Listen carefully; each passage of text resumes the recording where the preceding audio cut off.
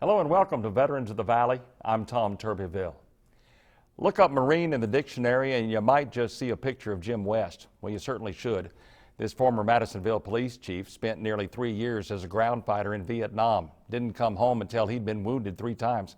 Jim West was not a spit and polish kind of Marine at all. He was a fighter who didn't mind bending a rule or two if it meant protecting his fellow Marine. You would go to war any time with this Brazos Valley veteran, and you're about to find out why. Welcome, Jim West, to Veterans of the Valley. It is indeed an honor to have you and to know you. Let's talk about your early years. You were born and raised near Muskogee, Oklahoma, and when you were just barely out of high school, you decided to join up in 1959, join the Marines. Talk a little bit about that decision, why you decided to join up. Well, I got tired of milking cows. My folks owned a dairy farm, and I went out and ventured out into the steel to work in the machine shop or whatever, to learn a trade. And they had the steel strike in '59. So 2 or 3 of my buddies said, Wes, let's just go into service. Well, my 2 heroes, my 2 cousins, they had fought in Korea.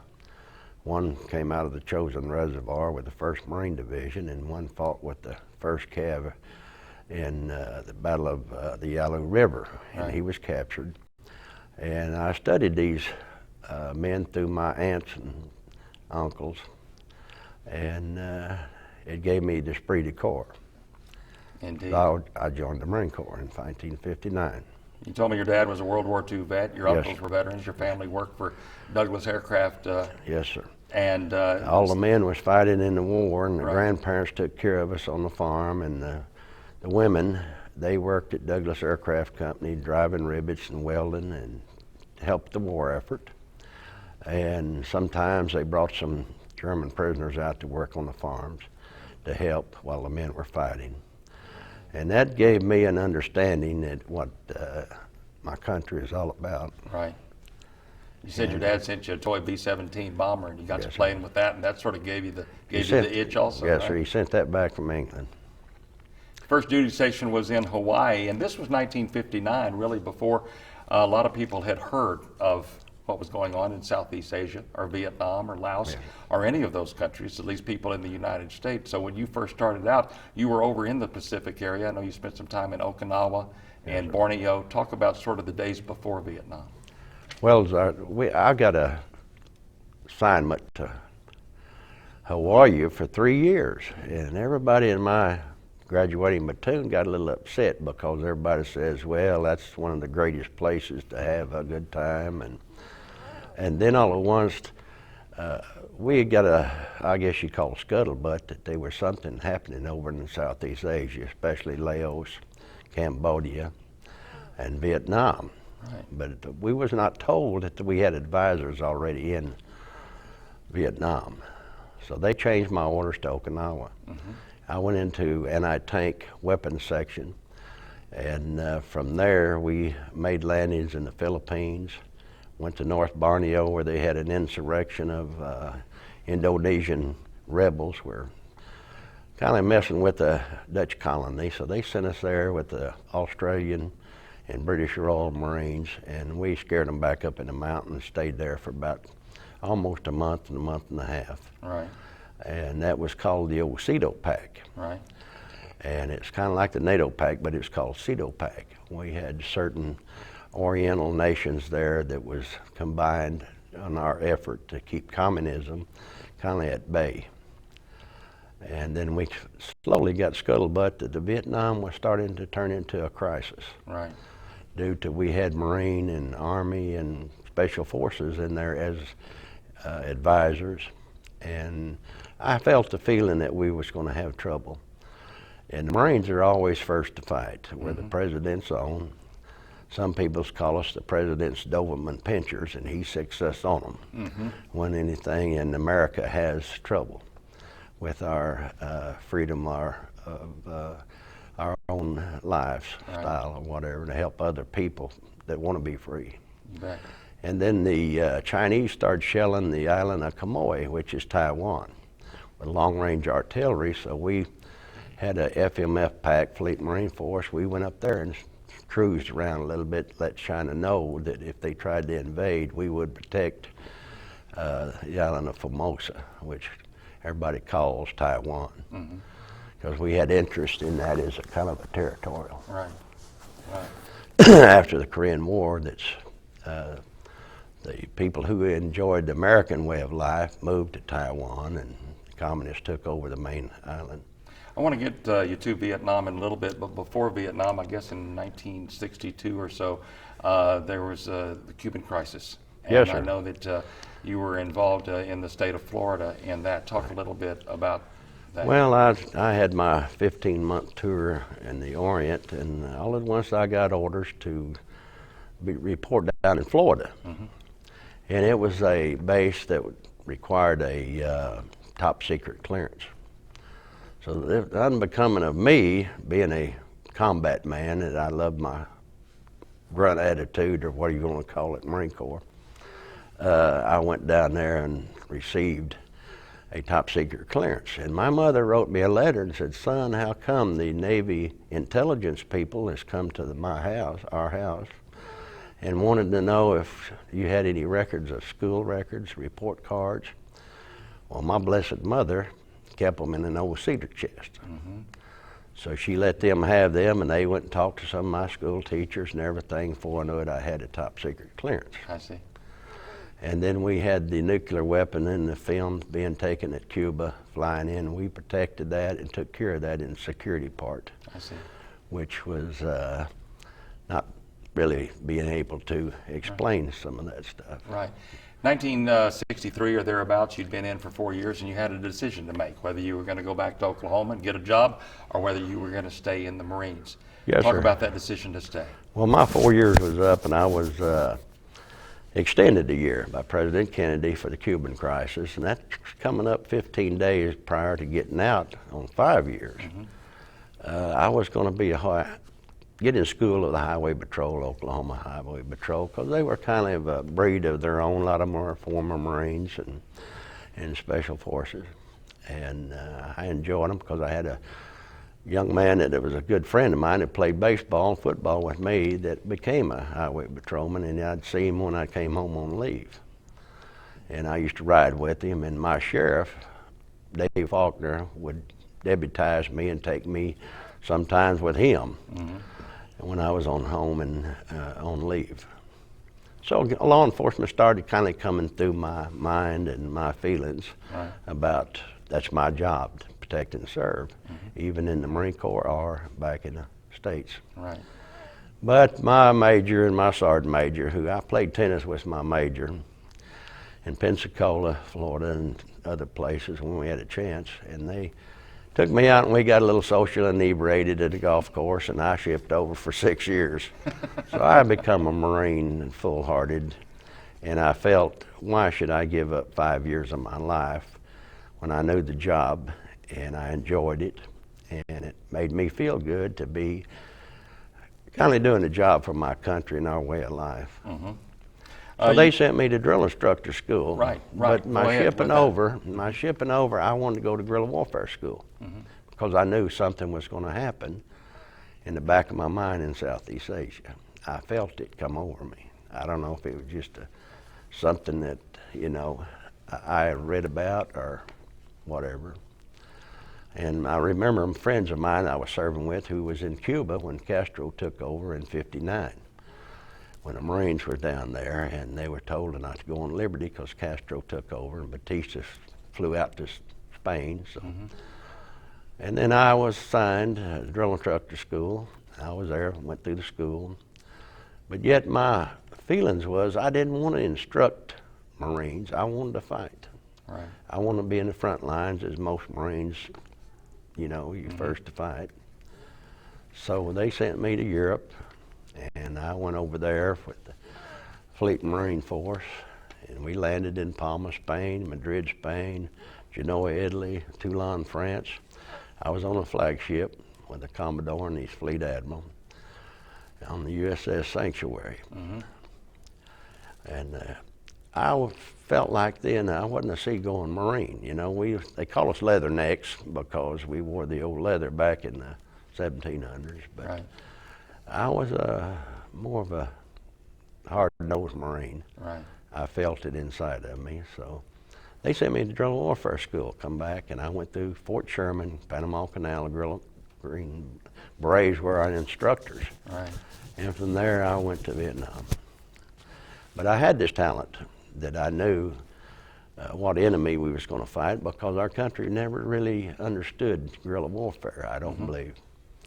But the Marines fought in the Banana Wars in Cuba, way back in the 1920s or 30s or whatever. So I could read that history. Also going through the training. You spent some 2.5 years in Vietnam, and as we said from the outset, you were seriously wounded 3 times. Yes. You earned 3 Purple Hearts. You took 2 of them, I believe. Yes, sir. I did not want my mother to suffer. Talk about that if you can again. You talked about that the other day. And well, I had a corpsman. I was hit with shrapnel in the arms, and I said, "Doc, don't you ever give me another Purple Heart unless I'm in a body bag," because my mother, I felt more about her than I did myself. Right, right. So he agreed with me. He looked at me one time, and that's all he needed to say. I needed to say. You didn't want that car to pull up in front of your mama's house again. No, sir. No, I can understand that. Talk about when you were wounded. The first time that you. Well, the first time I was wounded, we had Viet Cong hitting convoys. I was at High Van Pass, just about 60 miles from Da Nang on Route 1 going to Way City. And a lot of the convoys was coming through there was Arvin, and the local VC was hitting them pretty bad, ambushing them. A friend of mine, Sergeant Kent, was down at the Esso plant where Brown and Root opened it back up after the French shut it down. Right. And he had a PF, we call PFs, Provincial Forces, who were brought into the South Vietnamese Army as security in villages. Well, he had that attachment with 4 Marines. He was killed that night. They ambushed him, and he was talking to me on the radio, and I was farther up the hill, but I could not go to help him. And he was shot twice in the back, and while he was still talking to me on the radio. So I knew then something was going to happen up in our area. And one day I come back, and we had a kind of a chow hall there with Hawk missile sites just above us, and we had their protection. And we also had the guard dogs running through the fence at nighttime helping us.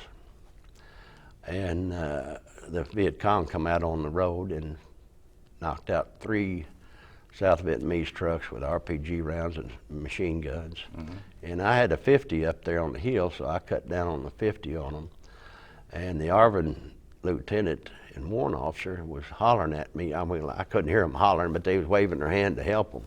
So I just turned the 50 on them, the enemy, and they presented me with the Vietnamese Cross of Gallantry with palm. And then when we went down there to check them, we found 8 Arvins dead and 3 wounded. And we got them medevaced. So they gave me an honor over it, which to me, I was just doing my job. You weren't fighting for medals. No, sir. I was fighting for their way of life and ours, to be free. Exactly, exactly. We're going to take a pause here and take a look at some pictures that you gave us from your time in Vietnam and even afterwards. And we'll go ahead and go to those and let you talk about each one of them, some photographs. And I think we're ready to go right now. This is a photograph that I took a photograph of. Talk about what we're looking at there. That's taken right outside of Da Nang there, what they call Happy Valley or Arizona Territory. And I was 26 years old there. I was a platoon sergeant of Alpha Company, 1st Battalion, 3rd Marines.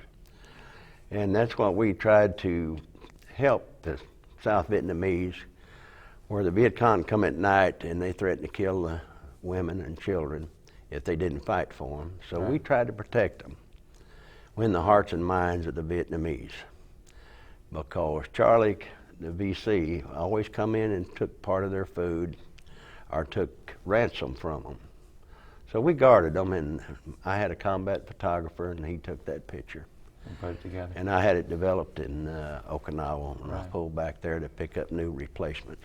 Okay, let's move on to Next one. This is a picture that's shown a little wear and tear over the year, but Yes, sir. there's That's a Marine machine West. gun that was involved in saving a few Marines' lives in Vietnam, and a combat photographer wanted to take that picture. Right. And that was taken on the USS Okinawa, LPH landing platform Hilo, that was a World War II aircraft carrier for prop planes. Okay. So he gave me a copy of it, and that's when I was still pretty good and strong, and I'd been shot up too bad, turned busted up. All right. That's what we call in Vietnam they had Catholic little churches, and you can see most of the bullet holes around there. That took us about a week to clear that out. And I told my men to make me some coffee. If you look over there to the left, you can see where they're brewing me some Hobo Joe. If nobody's ever had any Hobo Joe, it's coffee grounds we'd get from the artillery people. We'd take C4 explosive and burn a little of it, and it'd boil the water in a flash. We'd drop one hand of coffee in it, and then one little shot of cold water, and the grounds went to the bottom, and we had coffee, Hobo Joe. So that's what these other men are doing, Marines. Very resourceful. Okay. And combat photographer wanted to take a snapshot of me, says I look like G.I. Joe. Got the I camouflage had a going and everything. cigar in my mouth. You bet. Okay, let's move I on. guess playing the role. Right. Talk about this. Now this is when I got inventory up on my feet, and my commanding general, General English, asked me what job I'd like to have till my next surgery. And he said, Marine liaison. I said, yes, sir, I'll take it. And then were my 3 clerk typists, and we went up to a young man who was having a real bad problem with his life because he was paralyzed from the waist down. And we'd heard word that he might have tried to attempt on something on his life because his fiancée come to see him. She never came back. I guess it was due to his wounds. And we were trying to build him back up into understanding, and finally when he was able to get in a wheelchair, we took him out and had a beer with him. We're going to talk about that aspect of your career a little bit later after you. And the came girls back from enjoyed Vietnam. going up there and talking to him and building his spirit back up. Yes, sir. And there's when I was working at Marine Liaison, the commandant of the Marine Corps, he came in to visit us. And he had a little talk with us, and there's some of the officers he's checking there that flew the F-4 Phantoms that were hit and wounded in the arms and legs from shrapnel artillery or anti-tank guns or whatever they used to knock them down. And the officers had the quarters up at the 6th floor, and we took care of them, made sure they got their pay and whatever till they recovered. And most of the officers wanted to run around with us grunts and drink with us, and they'd like to go down to Staff Club and have a hoorah with us because they knew that the grunts were down there really fighting. You can see your left hand there that's bandaged. That's what Yes, sir, you I were was still working on it. And that's included this picture That's President Kennedy. on the left, yes. I was an MP at the time, and I got the chance to kind of guard the crowd while he made his tour through. And that was the last time he was able to walk the grounds. Okay, let's move on.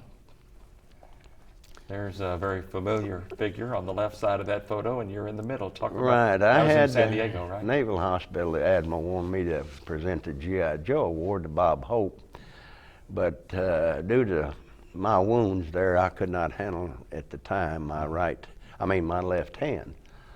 So we talked to Sergeant Franson that he'd do it.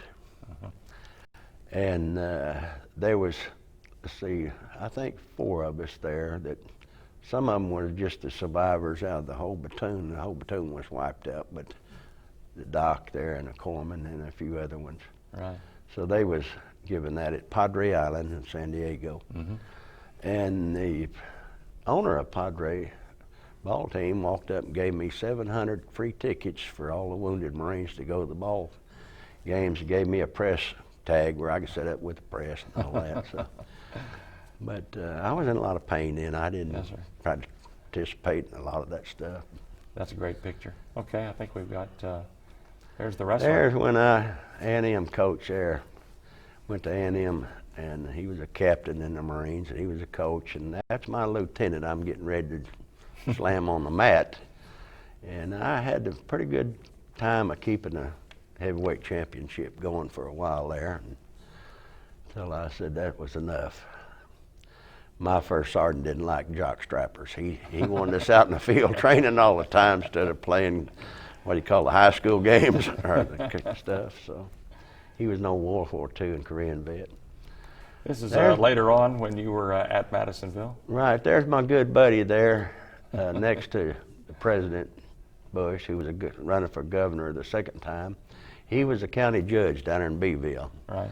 And he was my youngest Marine in my platoon in Vietnam, and he was wounded, shot through both hips and lost 6 foot of his intestines, and they built him hips back up, and they can do miracles nowadays. And we was together in the hospital down in Corpus Christi Naval Hospital. So he got up on his feet, made county judge, and George W. Bush come down there to the Big Kings Ranch in Beeville, and all them people. We had 3,000 people there. Right. And we had the big Texas barbecue, my first introduction to a Texas barbecue.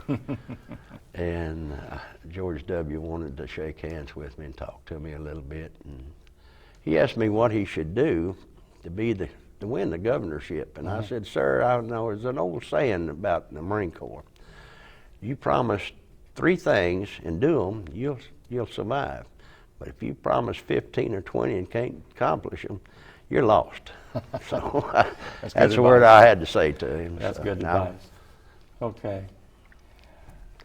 And there's all the badges I wore. Yeah. There's one badge I don't have there. Right. That's Assistant Chief badge, because the city, I never got it back from the city. Right. But there's a patrolman, sergeant, chief, deputy, and chief constable, chief deputy constable. And this was your law enforcement in Madison County was really your career up until just a few months ago, as a matter of fact. 23 and a half years. Indeed, indeed. Let's go back to Vietnam, if we can. I want to talk after your first injury, when you were first wounded. You got the word that your unit was moving out and wanted to know whether you were going to stay in the hospital or whether you were going to go. Yeah. And contrary to the doctor's orders, you went. Yes, sir. I was in the Charlie Med. We call it just B Med, or Battalion Med, but we call it Charlie Med just for Marine Corps jargon. And the doctor told me, he says, you're going to stay in your bed. You've got a drain in your leg from the wound. I'll give you a chit for 2 beers at the little old club that the Vietnamese, we gave them sea ration to make us. So I had my 2 beers, and the old sergeant running it, I said, now 2 beers for a platoon sergeant ain't enough. Now I need at least 4. So I'd have 4 beers. So I got on the horn. I got the word that my unit was moving up to Quezon, and I didn't want to be left behind, right? Because I'd be transferred over to another unit.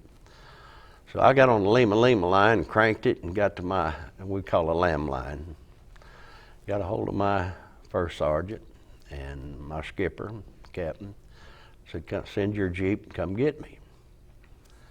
And the Jeep showed up about an hour, 30 minutes, 40 minutes, or whatever. I didn't keep time on that. He showed up, and I just got in the Jeep, and my doctor, Lieutenant Commander, hollered, I'll court-martial you, Marine. I'm not responsible if you lose that leg. So I said, Lieutenant Commander, what are you going to do, shave my head and give me another tour of duty? And I told the driver to take off. And you saluted him? And yes, sir, and I said, all due respect to your title and your rank, sir. And I had my corpsman pull out a little bit of the drain and cut it off so it healed from the inside out. Believe it or not, we're starting to get low on time, but I want to talk about the last time that you were wounded in the shoulder, and that's wounds that you still deal with today. Talk about that. Yes, sir. We landed up at the Gillian and Conti Inn by the DMZ.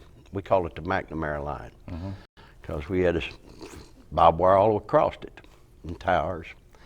Well, North Vietnamese B-24th B Division moved in, and they had overrun Bravo 19.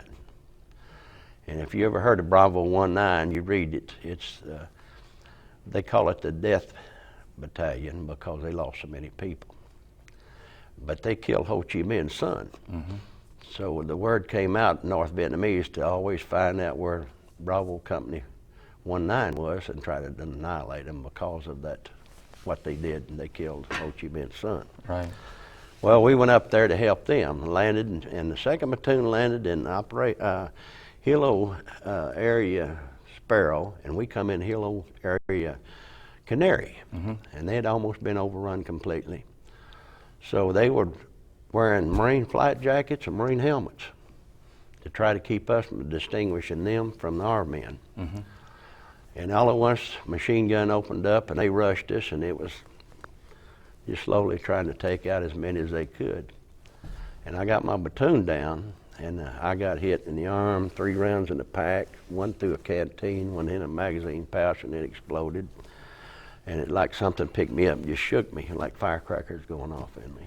Jim, this has gone way too quickly, but I know that from there you had to leave Vietnam. You went to San Diego. We talked a little bit about how you were a liaison with other Marines. Your career continued as you were even a contestant on The Dating Game. Yes, and you met many a Hollywood star. And I met Jonathan Winters, Don DeFord, Charlton Heston, who was the president of the Theater Guild, David Jensen, before he was done made that. Well, not only did you meet them, but the honor was for them to meet you. It was a motivation. And it's our honor to meet you too. And I'm sorry that we are out of time, but thank you, Jim West, for your service. I appreciate it. Yes, sir. It's my pleasure. Thank you, Jim I'm West. still young and strong. I'll be 66 this year. So Jim West and his wife Mary Beth live in rural Madison County, where family pictures hang on the wall and memories of his service remain pretty clear. If it weren't for those wounds he suffered 30 years ago, he says that even at the age of 66, he'd volunteer to fight in Iraq for his country and the freedoms we all enjoy. We salute Jim West for his military service and his civil service, and we thank all veterans, and thanks to our underwriter, First National Bank. You can read other stories of veterans in the Brazos Valley in Brazos Valley Heroes each Sunday in the Eagle. For Jim West, I'm Tom Turbeville. We'll see you next time on Veterans of the Valley.